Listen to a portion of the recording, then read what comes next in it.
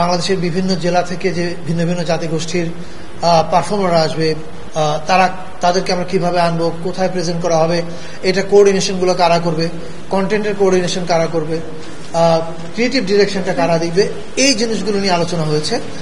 এছাড়া এবং এগুলো কিন্তু অনেক বড় আলোচনা, এর বাইরে আমাদের আসলে আজকে কোনো আলোচনা হয়নি। এই প্রশ্নটা আবার বলছি, এই প্রশ্নটা আপনারাই করেছিলেন গতকালকে। আমাদের গতকালকের মিটিংও এই বিষয়ে কোনো আলোচনা হয়নি। আপনারা মিটিং শেষে প্রশ্ন করেছেন এবং তারপরে আমাকে অনেকে আবার মিসকোট করে লিখেছেন, সেটা আমি দেখেছি, নিজের মতো করে আমার মুখে শব্দ বসিয়েছেন। আজকের মিটিংও আমাদের এই নিয়ে কোনো আলোচনা হয়নি, আমরা এই সিদ্ধান্ত এই বিষয়ে কোনো কিছুই নেওয়া হয়নি। এবারে শোভাযাত্রায় নতুনত্ব তাহলে কি থাকছে? এই গতকালকে তো আমি একই প্রশ্ন উত্তর দিচ্ছি, আপনারা সবাই জানেন কি থাকছে। ভাই স্লোগানের কথাটা আচ্ছা, গতকালকে মিটিং এ গতকালকে আপনারা ছিলেন, তাহলে কি কি থাকছে গতকালকে আবার ক্লিয়ারলি বলছি। আচ্ছা, একটা হচ্ছে সিম্পল স্লোগানটা কি ভাই আপা বলেন। স্লোগানটা হচ্ছে নববর্ষের ঐক্যতান, ফ্যাসিবাদের অবসান।